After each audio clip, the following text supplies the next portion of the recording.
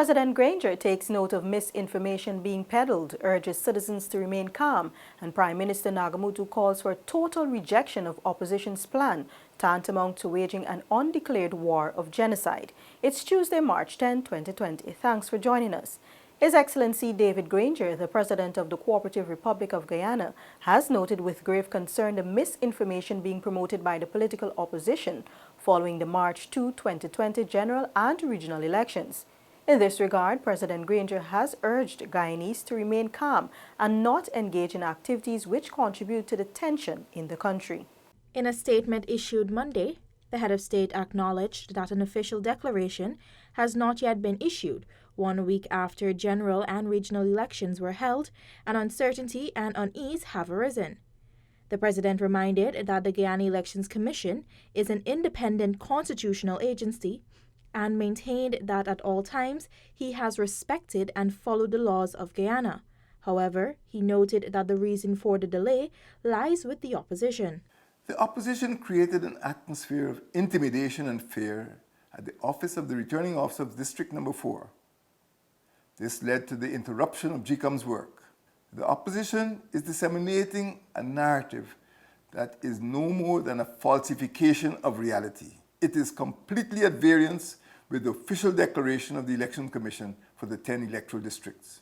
He further noted that the unlawful behavior of citizens over the past few days are due to the opposition-controlled narrative. Guyanese, we've all witnessed the lawlessness and violence that have been unleashed on innocent school children, citizens, and police officers in several districts of our country. Our security forces have been working to quell disorder and to bring the perpetrators to justice. It is my sworn duty as President to uphold the Constitution and to keep our citizens safe. I intend to do so. I will not allow political malefactors to hijack our democracy and compromise public order and human safety. President Granger urged citizens to not allow themselves to be provoked and expressed confidence that a peaceful and lawful resolution will be made shortly. In the meantime, the head of state advised Guyanese to allow the Elections Commission to execute its mandate to deliver credible elections to the people. Meantime, Prime Minister the Honorable Moses Nagamutu is calling on all Guyanese and organizations to immediately condemn an opposition-devised plan which, if implemented, could be tantamount to waging an undeclared war of genocide against the urban population. According to the Prime Minister, and I quote, "This plan aims at isolating and starving the people of Georgetown, the capital which comprises the single largest section of Guyana's mainly Afro-Guyanese population. No agricultural produce should reach the city," one of several terrorist manuals stated. Another urged closure of businesses in the city, especially bakeries. End of quote. The plan was issued by 1953 Movement, an apparent PPP front which is advertising the PPPC to take full control over all 6 regions they won. It has been published on social media. Prime Minister Nagamutu stated, quote, "It is clear that this CDS exercise is to destabilize the country and to promote an armed and racist insurrection in Guyana. I call on the Guyanese people and their organizations to immediately condemn this plan which, if implemented, could be tantamount to waging an undeclared war of genocide against the urban population. They must call for national dialogue." End of quote. Prime Minister Nagamutu urged Guyanese to not be provoked by the pro-PPP conspirators and to not be intimidated by their divisive tactics. He said that they should remain calm and keep the peace and allow all disputes over the outcome of the March 2 elections to be adjudicated by the Constitutional Court and the Guyana Elections Commission. The mandatory injunction granted against GCOM and the Chief Elections Officer, Keith Lowenfield, a week ago has affected the finalization of the Commission's work. However, GCOM's Chair, Justice Retired Claudette Singh, says she is cognizant of the sense of urgency needed as soon as the Chief Justice rules on the matter. Justice Claudette Singh, via media release earlier Tuesday, expressed her gratitude to members of the public and the 11 political parties that participated in the March 2, 2020 regional and general elections. She said, quote, "For their patience and level of sobriety shown, particularly over the past week, while they await the completion of the electoral process," end of quote. The GCOM chair said it was important for all relevant parties and members of the public to note that while GCOM is a constitutional agency, it is still subjected to the laws of Guyana. Quote, hence the mandatory injunction granted against the Commission and the Chief Elections Officer on Thursday, March 5, 2020, has affected the finalization of the Commission's work at this point. GCOM is cognizant of the sense of urgency with which the Commission must complete its work. As such, it is anticipated that there will be a greater level of compromise by the 6 commissioners in agreeing on the next steps following the decision of the Chief Justice. End of quote. The ongoing court case began at 3 o'clock before Acting Chief Justice Roxanne George. GCOM is being represented by Attorney at Law Senior Counsel Neil Boston, Roycel Ford and Robin Hunt, while Anil Nandalal, Sanjeev Dattadin and Trinidad and Tobago Attorney at Law Douglas Mendez represents the People's Progressive Party. Felicia Valenzuela, InfoHub. Follow us later for a special report on today's proceedings in the High Court. The recent violent protests and riot by PPP supporters on Friday, March 6, 2020, which left 4 students and 6 police officers injured, have caused the Guyana Police Force to put measures in place in the event of a recurrence. Today, only 1 police officer remains in the hospital nursing injuries. So Cops and Faith Community Network are giving counseling to the officers who are said to be recovering well. The ranks were attacked by a group of men armed with cutlass, wood, iron and other weapons on March 6. The students who were attacked and injured on the David G. school bus have been discharged from the hospital but are now dealing with the trauma they had to endure. The chaos and violence also saw an 18-year-old losing his life. Another has been arrested for being in possession of a firearm, along with millions worth in damage to public property. Burning of vehicles, blocking of the road, and destruction of public property were the actions of disgruntled PPP supporters following GCOM's release of results for Region 4. The Guyana Police Force has since issued a stern warning against violent protests and calling citizens to keep the peace. They have also been looking into the public order equipment and armored vehicle in the event of another violent protest. President David Granger, in his message to the nation on Monday in observance of Pagua, reiterated the call for national unity.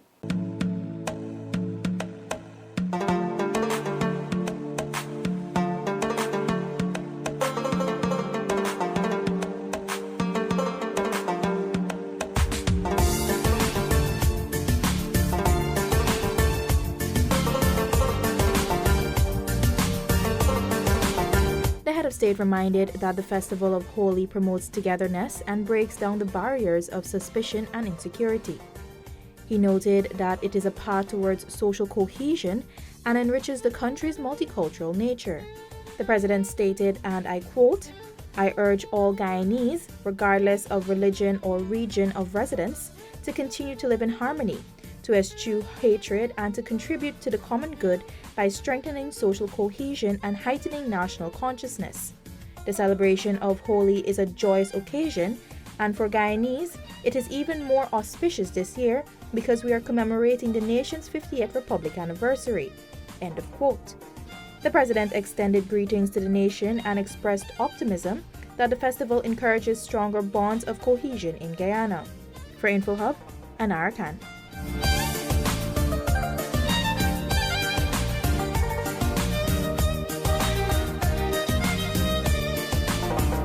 When the news returns, renowned international observer says Guyana's elections must be free from outside interference. Details of this story and more after the break. Stay with us. Daddy!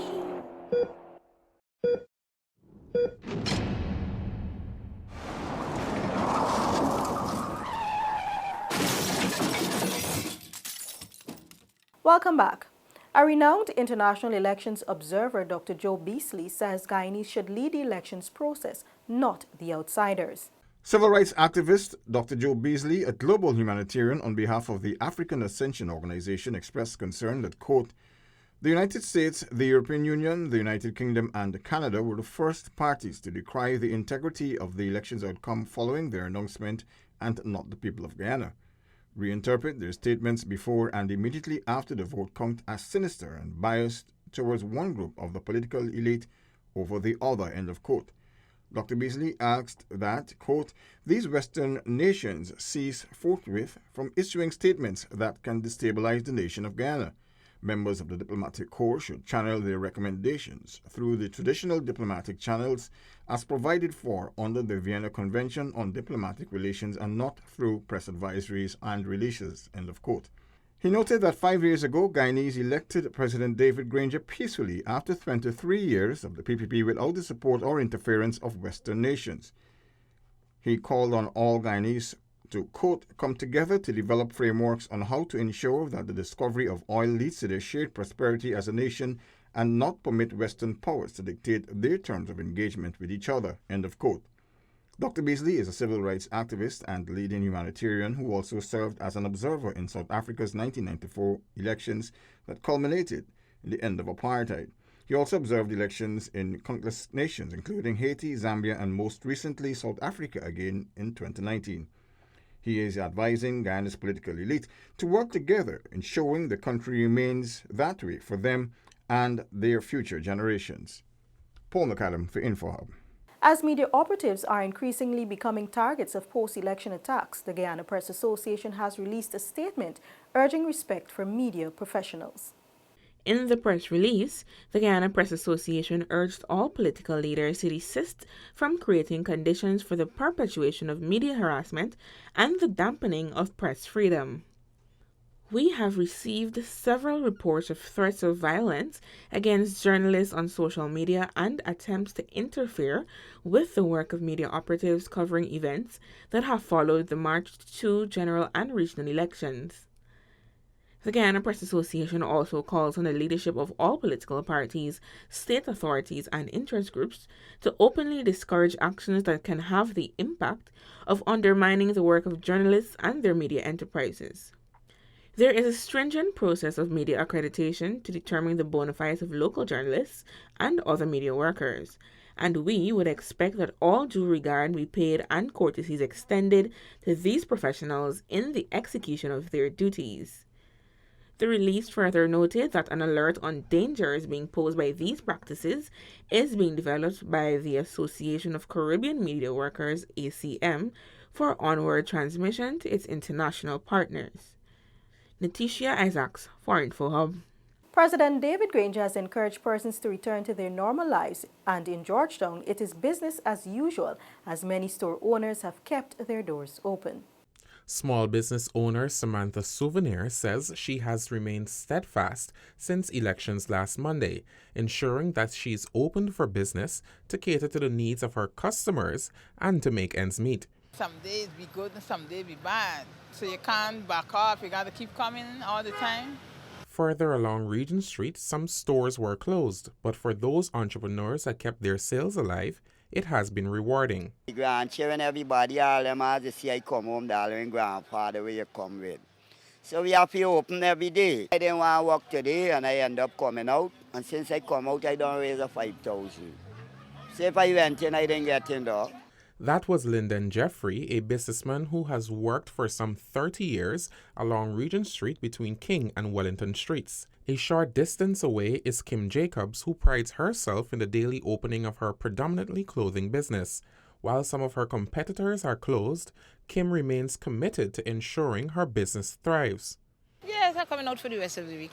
I have kids going to school, so I gotta come out and see what little bit you get. While there were violent protests on the east coast of Demerara and Berbice, Georgetown has remained relatively calm with no interruption to business activities. Shaquille Bourne for InfoHub. In true Guyanese form, citizens came out in their numbers on Monday and celebrated Pagua. Let's take a look. One people, one nation, one nation. Do me a favor, let's play Holi.